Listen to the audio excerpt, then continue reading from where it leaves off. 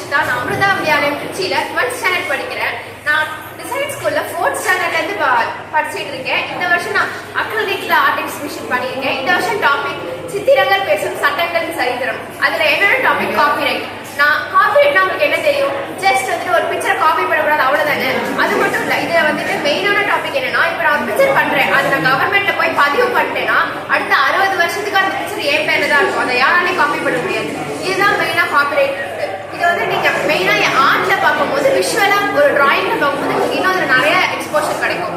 இதுல வந்து நான் காப்பிரைட் மட்டும் பண்ணல, இன்னும் 3 பிக்சர் பண்ணியிருக்கேன். எல்லாருமே 4 பிக்சர்ஸ் பண்ணியிருக்காங்க. அதில் நான் வந்துட்டு ஒரு பிக்சர், எல்லாரும் ஒரு 4 பிக்சர் பண்ணியிருக்கோம். அதில் ஒரு பிக்சர் ஆக்ட் பத்தி பண்ணியிருக்கோம். அதில் மிச்சம் 3 பிக்சர் அவங்க பிடிச்ச விஷயத்தை பத்தி பண்ணியிருக்கோம். நான் வந்து என்னோட பேஷன் வந்துட்டு ஆர்ட், ப்ரொஃபஷன் வந்துட்டு இன்டீரியர் டிசைனிங் படிக்க போறேன். ஸோ இங்கே நெஃப்ட்டும் இருக்கு. இன்டீரியர் டிசைனிங் வந்து வாஸ்து பத்தி நிறைய அதில் வரும். நான் அதனால ஒரு ஹார்ஸ் பிக்சர் பண்ணியிருக்கேன். அப்புறம் இன்னொரு பிக்சர் இல்யூஷன், அது வந்து உங்களுக்கு நேரில் பார்த்தா தான் நிறைய புரியும். அண்ட் அர்த்தநாரீஸ்வரர் பத்தி உங்களுக்கு யாருக்கு நிறைய தெரியும்.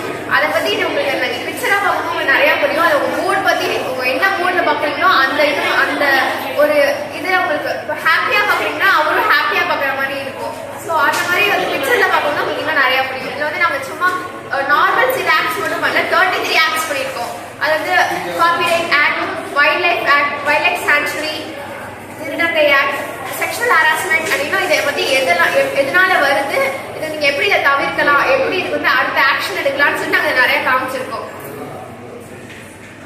தேங்க்யூ. அதை பற்றி யாரும் பயப்படுற மாதிரி இருக்குது.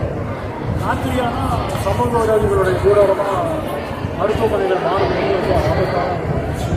அதுதான் கல்கத்தா சம்பவம் நிரூபிக்கிறது. அது பல இடத்துல அதே மாதிரி நடக்கும். தமிழகத்தில் குழந்தைகளுக்கு எதிரான குற்றங்கள் வந்து பெருகி இருக்கிறது. அது வந்து சட்டங்கள் கடுமையாக்கப்படணுமா, இல்லை கல்விக்கு வந்து சட்டத்தை கடுமையாக்குறது மாத்திரம் பிரச்சனை இல்லை. இப்போ குழந்தைங்களுக்கு வந்து பேட் டச்சு, குட் டச்சு, நல்ல தொடர்றது, கெட்ட தொடர்றதெல்லாம் சொல்லிக் கொடுக்குறாங்க. ஆனால் அது வந்து கேர்ள்ஸுக்கு சொல்லிக் கொடுக்கக்கூடாது, பாய்ஸுக்கு சொல்லிக் கொடுக்கணும். மாணவர்களுக்கு தன்னுடைய மற்ற பாலினத்தை எப்படி அணுக வேண்டும் என்ற அந்த புரிதல் வராத வரைக்கும் இந்த மாதிரி ஒரு சம்பவங்கள் தொடர்ந்து வரும். இது மாணவர்களுக்கு மட்டும் இல்லை, பள்ளிக்கூடத்தில் சொல்லிக் கொடுக்குற ஆசிரியர்களே பல குற்றங்கள் இருக்குது. நாங்கள் எங்களோட கல்வியில் அந்த புள்ளி வரலாம் கொடுத்துருக்கோம்.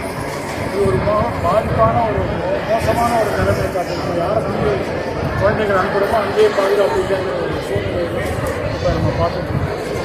ஆர்ட்டுகள் வந்து சட்டங்களை வந்து மக்களுக்கு வெளிப்படுத்தணும் சார். ஆர்டிஸ்ட் சட்டங்கள் லாஸ்ட்டை வந்து மக்களுக்கு பிரதிபலிக்கணும் சார்.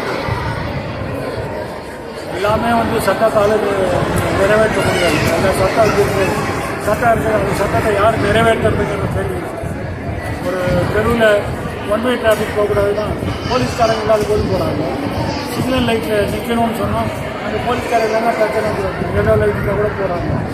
சட்டத்தை மதிப்பதற்கான அந்த மாண்புகளையும் நான் உருவாக்கணும். சட்டத்தை மதித்தால்தான் ஒரு உண்மையான ஜனநாயகம் கலைக்க முடியுங்கிறது அந்த சிந்தனை எல்லாருக்கும் வரணும்.